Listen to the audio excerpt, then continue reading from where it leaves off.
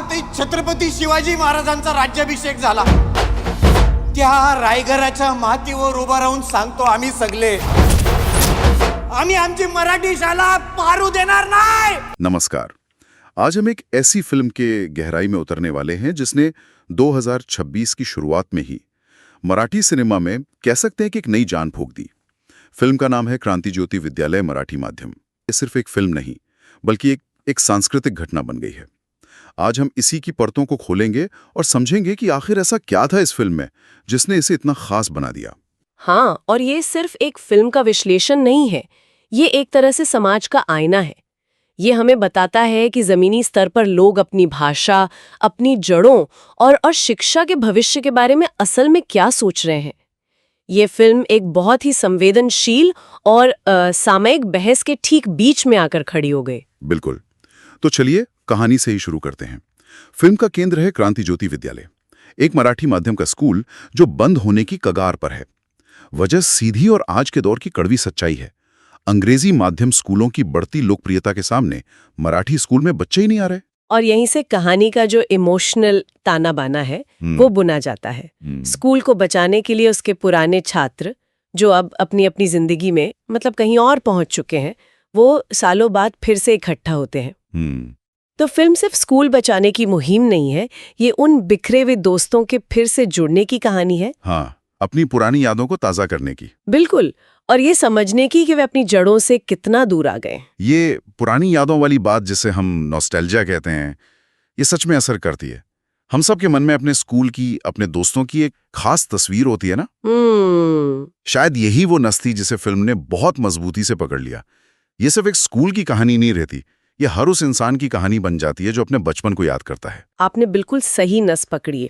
लेकिन ये फिल्म सिर्फ नॉस्टैल्जिया पे नहीं रुकती, ये एक बहुत बड़ा और जरूरी सवाल उठाती है. क्या अपनी मातृभाषा में शिक्षा पाना अब शर्म की बात हो गई है?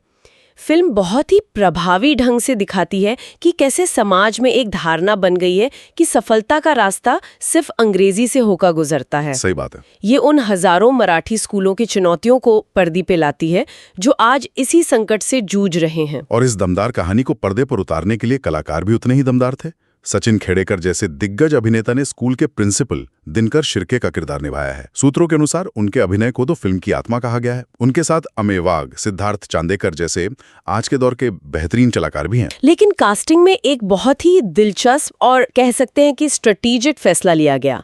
वो था प्राजक्ता कोली को फिल्म में शामिल करना. हाँ, वो एक बहुत बड़ी डिजिटल कंटेंट क्रिएटर है जिनकी युवाओं में जबरदस्त पकड़ है. और ये उनका मराठी सिनेमा में डेब्यू भी था. उन्होंने खुद इसे घर वापसी जैसा अनुभव बताया. बिल्कुल. लेकिन उनका फिल्म में होना सिर्फ एक और कलाकार का जोड़ना नहीं था, इसके मायने कई ज्यादा गहरे थे, है ना? बिल्कुल. प्राजक्ता कोली का इस फिल्म में आना सिर्फ एक कास्टिंग का फैसला नहीं था, ये एक मार्केटिंग मास्टर स्ट्रोक था. ये एक नए तरह का क्या कहते हैं गठजोड़ है जहां डिजिटल स्टारडम का इस्तेमाल क्षेत्रीय सिनेमा को उस युवा पीढ़ी तक पहुंचाने के लिए किया जा रहा है जो शायद पारंपरिक रूप से थिएटर में मराठी फिल्म देखने ना जाए. एग्जैक्टली.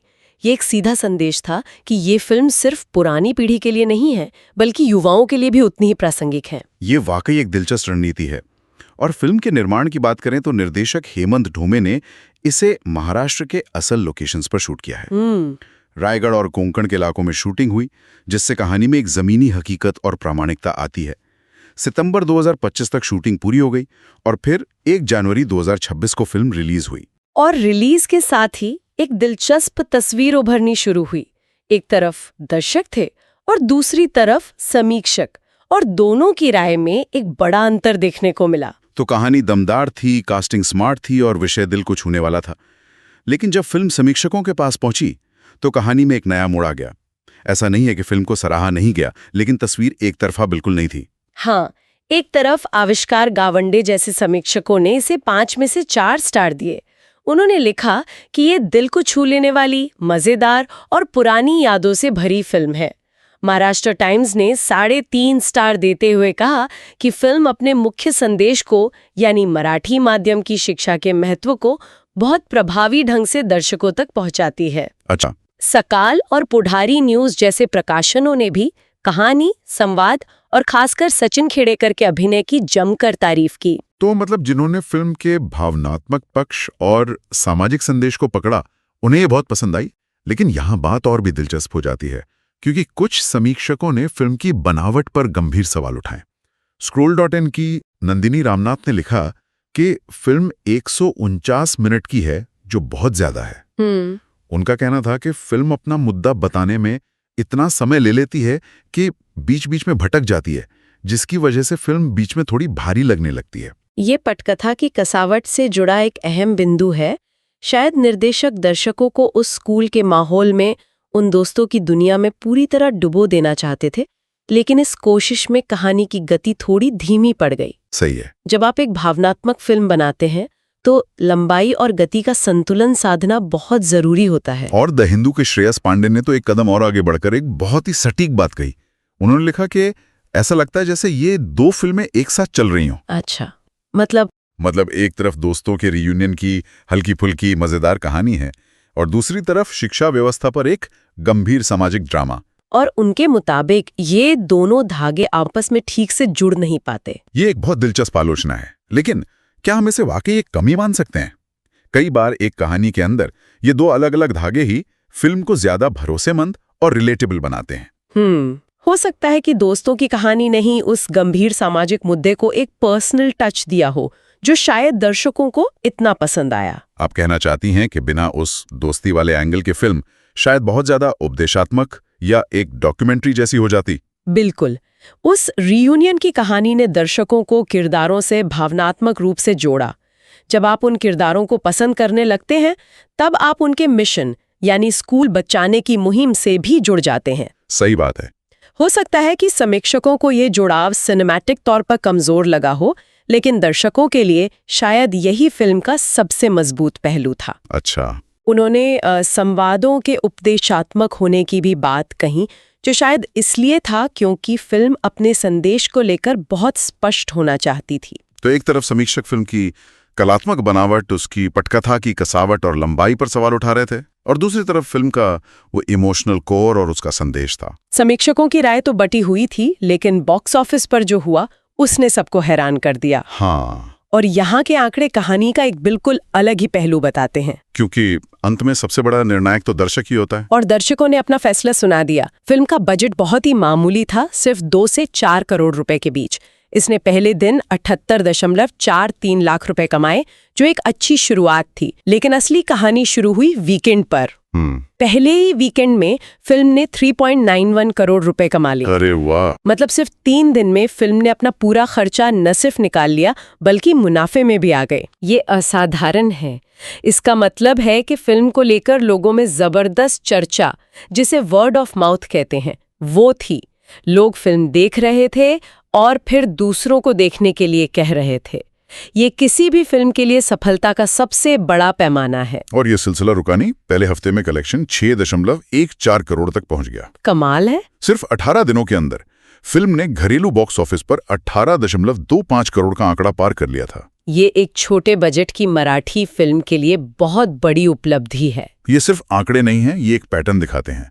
ये दिखाता है कि दर्शक और समीक्षक कभी-कभी एक ही फिल्म को 2 अलग-अलग नजरों से देखते हैं। समीक्षक पटकथा की बनावट, संपादन की तेजी और संवादों की बारीकी देख रहे थे, और दर्शक पर्दे पर अपनी कहानी, अपनी यादें, अपनी भाषा का संघर्ष और अपने स्कूल को बचाने की लड़ाई देख रहे थे। उनके लिए ये एक फिल्म से ज्यादा एक भावना थी। फिल्म का कुल बॉक्स ऑफिस कलेक्शन 22.14 करोड़ पर जाकर रुका। वाह! ये अपने बजट से 5 से 10 गुना ज्यादा है। इसने क्रांति ज्योति विद्यालय मराठी माध्यम को 2026 की पहली ब्लॉकबस्टर फिल्म बना दिया। आखिर ऐसा क्या जादू था इस फिल्म में? मेरे ख्याल से जादू था जुड़ाव का। फिल्म ने एक ऐसे विषय को छुआ जिससे महाराष्ट्र का हर परिवार किसी न किसी तरह से जुड़ा हुआ है। हर किसी के घर में ये बहस होती है कि बच्चे को मराठी माध्यम में पढ़ाए या अंग्रेजी माध्यम में। फिल्म ने इस दुविधा को, इस दर्द को पर्दे पर आवाज दी। समीक्षकों द्वारा बताई गई पटकथा की कमियों के बावजूद दर्शकों को फिल्म में एक सच्चाई, एक ईमानदारी दिखी। और जब कहानी दिल से जुड़ती है तो बॉक्स ऑफिस पर ऐसे ही चमत्कार होते हैं। तो इस पूरी चर्चा को समेटें तो क्रांति ज्योति विद्यालय मराठी माध्यम एक ऐसी फिल्म है जो जो कलात्मक रूप से शायद परफेक्ट ना हो, लेकिन भावनात्मक रूप से बेहद शक्तिशाली है। बिल्कुल। इसकी पटकथा में कुछ ढीले पल हो सकते हैं, इसकी लंबाई पर सवाल उठाए जा सकते हैं, लेकिन इसके इरादे और इसके संदेश की ताकत ने इन सब कमियों पर पर्दा डाल दिया। बिल्कुल। और इसकी सफलता हमारे लिए कुछ बड़े सवाल छोड़ जाती है। पहला, क्या क्षेत्रीय सिनेमा अपनी संस्कृति और भाषा को संरक्षित करने का सबसे शक्तिशाली माध्यम बनता जा रहा है? जब मुख्य धारा का सिनेमा अक्सर एक जैसी कहानियों में उलझा रहता है, तब क्या मराठी, तमिल या मलयालम सिनेमा अपनी मिट्टी से जुड़ी कहानियां कहकर दर्शकों के दिलों में खास जगह बना रहा है? ये एक बहुत ही महत्वपूर्ण सवाल है। ये फिल्म इसका एक बड़ा उदाहरण है। और दूसरा, शायद इससे भी बड़ा सवाल, क्या ये फिल्म ब्लॉकबस्टर की परिभाषा को ही चुनौती देती है? अच्छा, वो कैसे? हम अक्सर ब्लॉकबस्टर का मतलब बड़े बजट, बड़े सितारे और जबरदस्त एक्शन से जोड़ते हैं, है ना? हाँ, सही बात है। लेकिन यहाँ एक छोटे बजट की बिना किसी टिपिकल मसाले वाली फिल्म ने बॉक्स ऑफिस पर तहलका मचा दिया। तो क्या असली ब्लॉकबस्टर वे कहानियां हैं जो समाज के दिल से निकलती हैं, भले ही उनकी सिनेमैटिक बनावट परफेक्ट न हो? और क्या ये सफलता बड़े स्टूडियोज को ये सोचने पर मजबूर करेगी कि दर्शकों को सिर्फ बड़े बजट के स्पेक्टिकल नहीं, बल्कि अपनी जड़ों से जुड़ी कहानियों की भी उतनी या शायद उससे भी ज्यादा भूख है? ये एक ऐसा विचार है जिस पर सिनेमा जगत को गंभीरता से सोचना होगा।